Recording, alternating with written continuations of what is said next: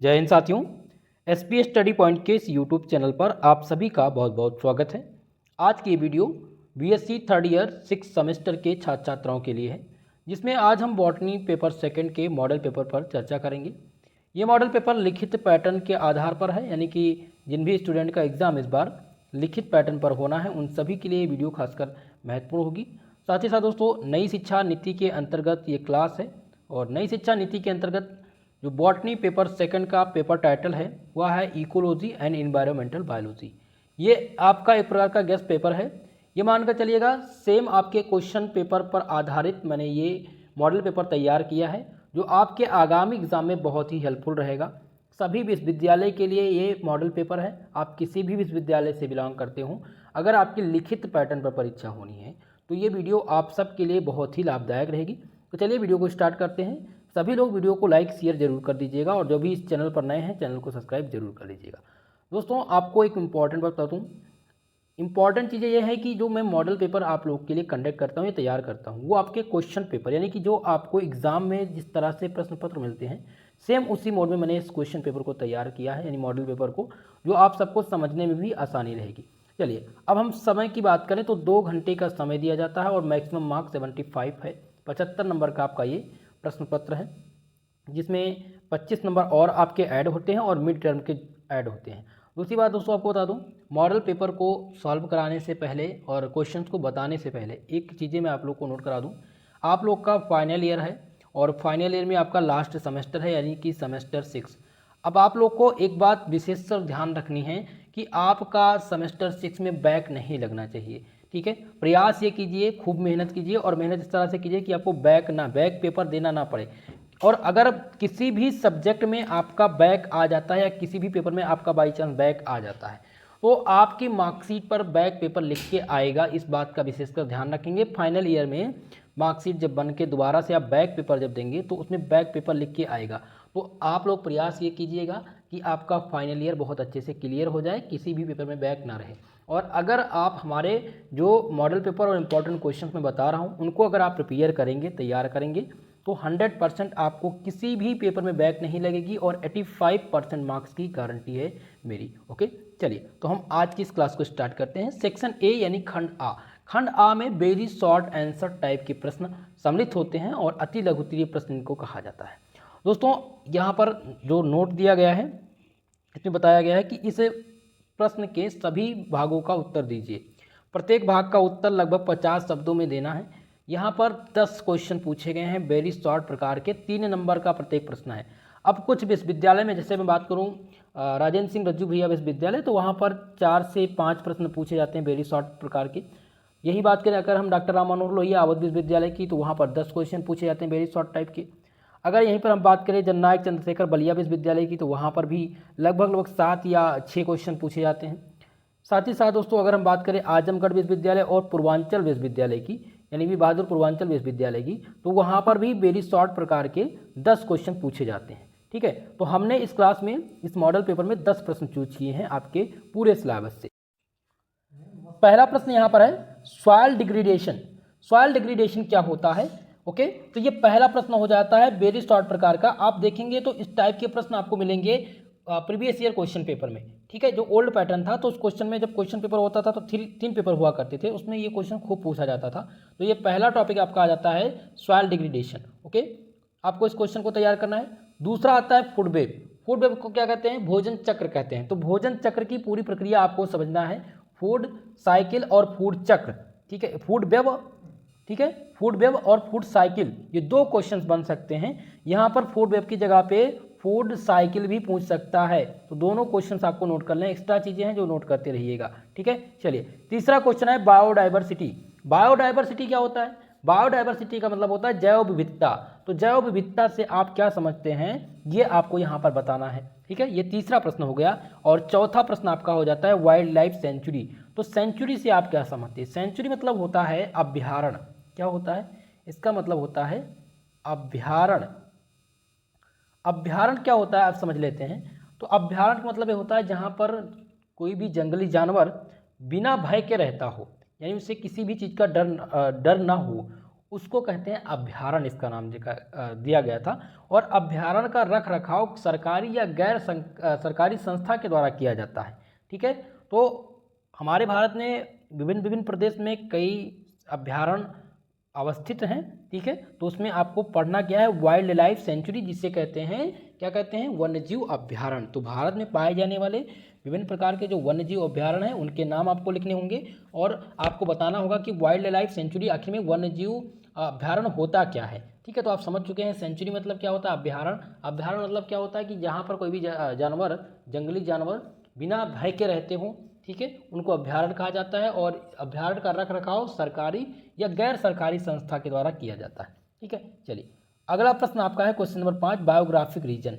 Biographic region मतलब होता है जैव भौगोलिक क्षेत्र। क्या होता है, जैव भौगोलिक क्षेत्र, ये होता है biographic region. Most important question है ये प्रश्न, वेरी शॉर्ट टाइम में बनेगा आपके। ओके, चलिए नेक्स्ट प्रश्न आपका आ जाता है नेचुरल वेजिटेशन। इसका मतलब क्या होता है, नेचुरल वेजिटेशन मतलब होता है प्राकृतिक वनस्पति। तो प्राकृतिक वनस्पति होती क्या है और इसके प्रकार क्या है, ये आपको यहाँ पर बताना है। अगला क्वेश्चन आ जाता है क्वेश्चन नंबर 7, जो है इन्वायरमेंटल ऑडिट। इन्वायरमेंटल ऑडिट क्या होता है, इसमें एक प्रश्न और बन सकता है, ग्रीन ऑडिट। क्वेश्चन पूछा जा सकता है ग्रीन ऑडिट क्या होता है। ओके, तो ये आपको तैयार कर लेना है, मोस्ट इंपॉर्टेंट है green audit. Okay, environmental audit और ग्रीन ऑडिट, ये एक्स्ट्रा चीज़ें, इसको नोट कर लीजिएगा। अगला क्वेश्चन आ जाता है ओजोन लेयर से, कि ओजोन लेयर क्या होता है। तो ओजोन लेयर पे 50 आपको वर्ड तैयार कर लेना है। और ओजोन लेयर जब पढ़ेंगे आप, तो इसमें आपको एसिड रेन के बारे में पढ़ने को मिलेगा, क्लाइमेट चेंज के बारे में पढ़ने को मिलेगा। ठीक है, तो ओजोन लेयर खासकर मोस्ट इंपॉर्टेंट है, वेरी शॉर्ट के लिहाज से। अगला प्रश्न है क्वेश्चन नंबर 9, जो कि है ग्लोबल वार्मिंग। ग्लोबल वार्मिंग बहुत महत्वपूर्ण है और ग्लोबल वार्मिंग की वजह से जो विभिन्न प्रकार की इमारतें हैं उन पर क्षति पहुंच रही है, इस क्षति का कारण क्या है, ये भी क्वेश्चन पूछता है। तो ग्लोबल वार्मिंग के टॉपिक को आपको तैयार कर लेना है। और अगला आ जाता है बायो रिमेडिएशन, जो कि आपका लास्ट प्रश्न है, वेरी शॉर्ट टाइप का। तो हमने वेरी शॉर्ट प्रकार में 10 प्रश्न ये चूज किए हैं और ये 10 प्रश्न मेरी गारंटी है आपके एग्जाम में जो पूछा जाएगा वो यहीं से पूछा जाएगा। तो इन 10 प्रश्नों को आपको तैयार करके एग्जाम में जाना है। अब हम बात करेंगे शॉर्ट प्रकार के प्रश्नों पर। शॉर्ट प्रकार के प्रश्नों में क्या होता है दोस्तों, आपको पता है कि जो वेरी शॉर्ट प्रकार के प्रश्न होते हैं जिसमें लघु उत्तरीय प्रश्न कहा जाता है, तो लघु उत्तरीय प्रश्न में अब जो आपको आंसर देना होता है वो 3 क्वेश्चन का देना रहता है। पहले 5 प्रश्नों के उत्तर देने होते थे। अब यहाँ पर आप देखेंगे सेक्शन बी में शॉर्ट आंसर टाइप क्वेश्चन दिया गया है और दिया गया अटेम्प्ट एनी 3 क्वेश्चन, इसी में से किसी 3 के उत्तर दीजिए और give answer of each question in 200 word, 200 शब्दों में उत्तर देना है। लगभग 8 प्रश्न पूछा जाता है और 8 प्रश्न में से 3 का उत्तर केवल आपको देना है। हमने इस क्लास में 9 प्रश्न चूज किए हैं, यानी कि सेक्शन बी में हमने 9 क्वेश्चन चूज किए हैं। और अगर आप ये 9 क्वेश्चन जो मैं अभी आपको बताने वाला हूँ आपने तैयार कर लिया तो 100% गारंटी है सेक्शन बी के जो भी प्रश्न देखने को मिलेंगे वो यहीं से मिलेंगे। चलिए पहला प्रश्न है, what are the influence of human activity on climate. ठीक है, यहाँ पर क्वेश्चन पूछा गया है कि क्या इन्फ्लुएंस है ह्यूमन एक्टिविटी पर, यानी कि ऑन क्लाइमेट। क्लाइमेट यानी कि बदलते जो क्लाइमेट चेंज हो रहा है उस पर ह्यूमन की, यानी कि जो मनुष्य हैं, मानव है, उनकी क्या गतिविधि है, ये आपको प्रश्न बताना है। ओके, तो ये पहला प्रश्न हो गया। दूसरा प्रश्न आपका आ जाता है, राइट ए शॉर्ट नोट। अब देखिए इसमें 3 प्रश्न सम्मिलित हैं। अगर मैं यहाँ पर एक ही प्रश्न सम्मिलित करता तो हो सकता है इनमें से 2 जो प्रश्न हैं ये रिपीट हो जाए, इसीलिए मैंने शॉर्ट नोट में बताया। और शॉर्ट नोट में पहला प्रश्न ने चूज किया एसिड रेन से, अम्ल वर्षा। अम्ल वर्षा का क्वेश्चंस आपको जूलॉजी में भी मिलेगा, जब आप जूलॉजी का सेकंड पेपर पढ़ेंगे तो उसमें भी आपको एक टॉपिक देखने को मिलेगा। तो ये पहला प्रश्न हो गया। दूसरा आ जाता है कार्बन क्रेडिट। कार्बन क्रेडिट से आप क्या समझते हैं ये बताना है। और तीसरा आ जाता है आपका green house effect, green house प्रभाव आपको बताना है। ये 3 प्रश्न मोस्ट इंपॉर्टेंट हैं आपके। ठीक है, सेकंड क्वेश्चन के 3 को है जिसपे आपको 50 शब्द तो जरूर तैयार कर लेना, 50 वर्ड आपको आने चाहिए इन सब के बारे में। ओके, तो ये दूसरा प्रश्न हो गया। अब हम बात कर लेते हैं क्वेश्चन नंबर 3। तीसरा प्रश्न है, describe the wild life protection act 1972। Describe कीजिए, बताइए जो वाइल्ड लाइफ प्रोटेक्शन एक्ट 1972 है वो क्या है।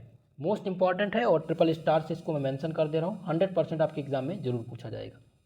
चलिए आगे बढ़ते हैं। नेक्स्ट क्वेश्चन आपका दिया गया है दोस्तों, अगला प्रश्न है, describe the forensic region of India. Most important, forestic, माफ कीजिएगा, describe the forestic region of India, ये क्वेश्चन पूछा जाएगा। और ये क्वेश्चन कई बार एग्जाम में रिपीट हो चुका है, तो आप ध्यान रखेंगे फॉरेस्टिक रीजन ऑफ इंडिया जरूर तैयार करके जाइएगा। ओके, अगला प्रश्न है क्वेश्चन नंबर 5, जिसमें है व्हाट इज सॉइल, मिट्टी क्या है, मिट्टी क्या होती है, और टाइप्स, मिट्टी के प्रकार आप जरूर तैयार कर लीजिएगा, काली मिट्टी, भूरी मिट्टी, ठीक है, तो ये आप जरूर तैयार कर लेंगे, पथरीली मिट्टी, तो ये आपके टाइप्स के अंतर्गत आ गया। तो क्वेश्चन कह रहा था कि व्हाट इज सॉइल, सॉइल क्या है, right the composition of soil, ठीक है, मिट्टी के कंपोजिशन को लिखिए, ये मोस्ट इंपॉर्टेंट है। नेक्स्ट आ जाता है क्वेश्चन नंबर 6, जिसका क्वेश्चन क्या कह रहा है, describe the natural vegetation of India. Natural vegetation मतलब क्या हो जाता है, प्राकृतिक वनस्पति, तो भारत के प्राकृतिक वनस्पति जो हैं उनके बारे में आपको यहाँ पर बताना है, जो कि मोस्ट इंपॉर्टेंट है, ये वेरी वेरी मोस्ट इंपॉर्टेंट, कई बार रिपीट हुआ है आपके एग्जाम में, तो इस बात का विशेष कर ध्यान रखेंगे। क्वेश्चन नंबर 7 आपका है describe the environmental protection act 1986। आपको इन्वायरमेंटल प्रोटेक्शन एक्ट के बारे में बताना है।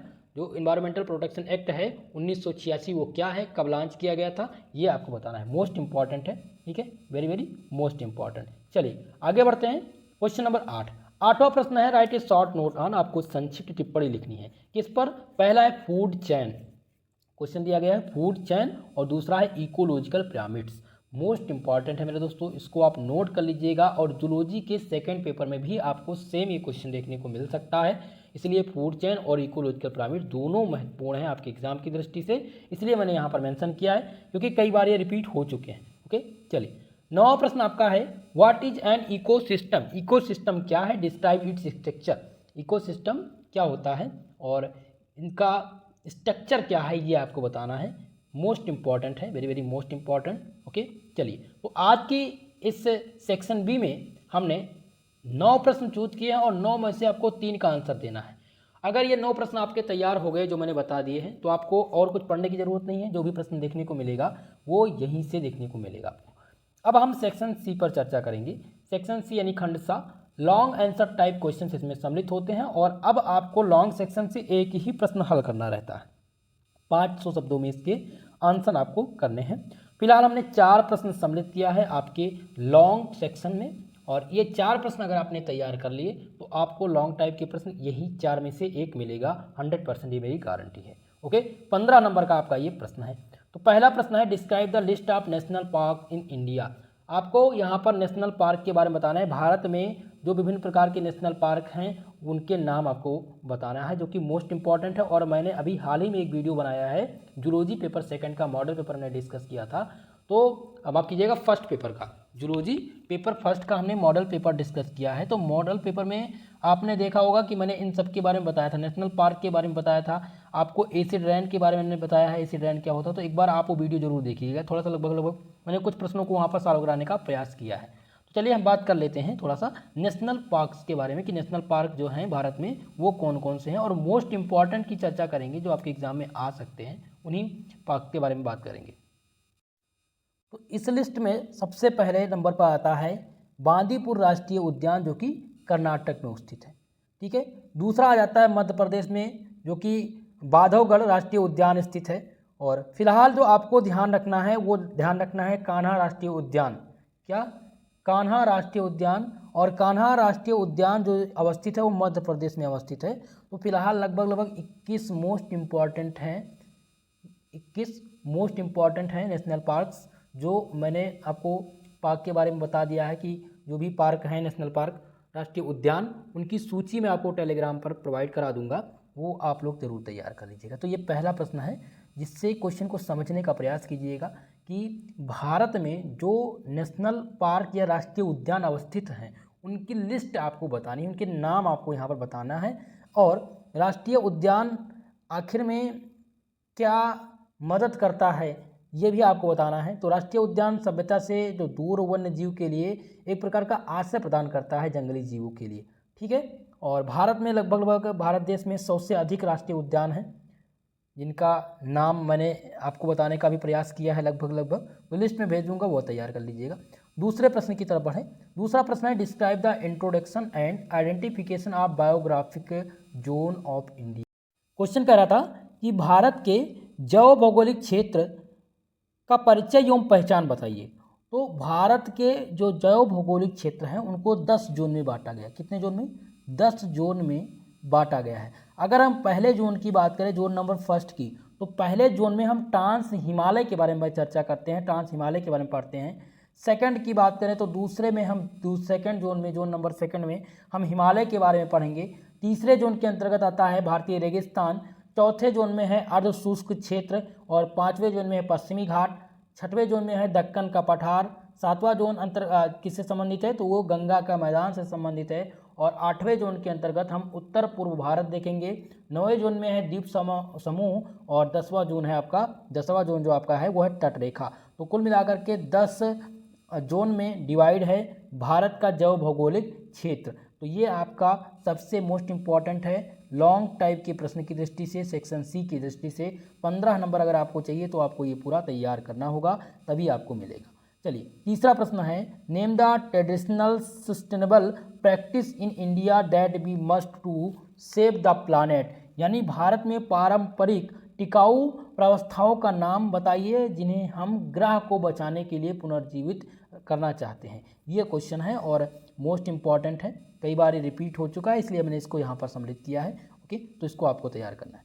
अगला क्वेश्चन है क्वेश्चन नंबर 4, जो कि है what is the renewable and non renewable resource, give सब एग्जाम्पल, जो कि मोस्ट इम्पॉर्टेंट है ये क्वेश्चन आपका। तो अगर हम बात करें यहाँ पर रिन्यूएबल की, तो इसका मतलब होता है नवीनीकरण संसाधन, और नॉन रिन्यूएबल की बात करें तो इसका मतलब होता है गैर नवीनीकरण संसाधन। तो जो है नवीनीकरण संसाधन क्या है और गैर नवीनीकरण संसाधन क्या है, ये आपको बताने हैं। अगर हम बात करें नवीनीकरण संसाधन की यानी रिन्यूएबल की, तो नवीनीकरण संसाधन वह संसाधन है जो समाप्त नहीं हो सकते, जो कभी भी समाप्त नहीं हो सकते, उनको नवीनीकरण संसाधन कहा जाता है। वे हमेशा उपलब्ध होते हैं और इस प्रकार उन्हें पुनः उपयोग किया जा सकता है। ठीक है, जैसे हम बात करें कि नवीनीकरण संसाधन क्या है, इसका एग्जाम्पल बताइए, तो सबसे पहले एग्जाम्पल जो आ जाएगा वो आ जाएगा आपका सूर्य। कौन आ जाएगा? सूर्य, पहला एग्जाम्पल हो गया। दूसरा नवीनीकरण संसाधन का अगर हम बात करें एग्जाम्पल, उदाहरण, तो पवन, जल, मिट्टी, बायोगैस, ये सभी क्या हैं? ये सभी नवीनीकरण संसाधन हैं। अगर हम बात करें नॉन रिन्यूएबल रिसोर्स की यानी कि अनवीनीकरण संसाधन, तो अनवीनीकरण संसाधन के अंतर्गत कौन आते हैं? तो अनवीनीकरण संसाधन वह संसाधन होते हैं जो प्राकृतिक संसाधन जिनकी मात्रा सीमित होती है, वो प्राकृतिक संसाधन जिनकी मात्रा क्या होती है? सीमित होती है, उनको अनवीनीकरण संसाधन कहा जाता है। और इनके एग्जाम्पल की बात करें तो इनके उदाहरण में आपको ध्यान रखना है, जैसा कि पहला आ जाता है जीवाश्म ईंधन, जिसमें जीवाश्म ईंधन के अंतर्गत फिर आपका आ जाएगा कोयला, प्राकृतिक गैस, पेट्रोलियम, परमाणु ऊर्जा, ये सभी आपके अनवीनीकरण संसाधन के उदाहरण हैं। ठीक है, तो आपको नवीनीकरण संसाधन और गैर नवीनीकरण संसाधन तैयार करके जाना है, जो कि मोस्ट इंपॉर्टेंट है और इस बार 100% मेरी गारंटी आपके एग्जाम में पूछा जाएगा। तो आज की इस क्लास में दोस्तों हमने आपके पूरे मॉडल पेपर को डिस्कस कर दिया है। हमने आपको zoology first paper, second paper का मॉडल पेपर दे दिया है। Botany paper first, second paper का मॉडल पेपर आप लोगों को मिल चुका है। अगर हम बात करें केमिस्ट्री की, तो chemistry paper number second, paper number first, इन दोनों का मॉडल पेपर प्रोवाइड किया जा चुका है। अब बचता है फिजिक्स और मैथ। तो फिजिक्स में हमने आप लोगों को पेपर फर्स्ट का मॉडल पेपर दे दिया है, पेपर सेकंड कल मिल जाएगा और मैथ का दोनों पेपर कल से परसों तक आपको प्रोवाइड करा दिया जाएगा। ठीक है, तो आप लोग इन सभी मॉडल पेपर को लेकर के तैयार कीजिएगा। अब हम नेक्स्ट क्लास में आपको बॉटनी के मोस्ट इंपॉर्टेंट टॉपिक्स बताऊंगा कि जो मोस्ट इंपॉर्टेंट टॉपिक है जिनसे आपके एग्जाम में ऑब्जेक्टिव और रिटन दोनों पैटर्न के छात्र छात्राओं के लिए इंपॉर्टेंट होगा। तो उसकी क्लास हम कल लेकर के आएंगे सेम इसी टाइम पर। इस क्लास के पीडीएफ के लिए यानी कि इस क्वेश्चन पेपर के लिए आपको टेलीग्राम चैनल ज्वाइन करना होगा, जिसका लिंक डिस्क्रिप्शन बॉक्स में है, या डायरेक्ट लिंक दिया होगा, वहीं से आपको पीडीएफ मिल जाएगा। ओके, तो दोस्तों ये वीडियो कैसी लगी कमेंट बॉक्स में कमेंट करके बताइएगा और वीडियो को लाइक शेयर जरूर कर दीजिएगा। अगर अभी तक हमारे इस चैनल को आपने सब्सक्राइब नहीं किया है तो चैनल को सब्सक्राइब जरूर कर लें, बेल आइकन को ऑन कर लें ताकि नोटिफिकेशन आपको टाइमली मिलता रहे। तो दोस्तों आज के लिए बस इतना ही, मिलते हैं किसी नेक्स्ट वीडियो के साथ, तब तक के लिए जय हिंद जय भारत।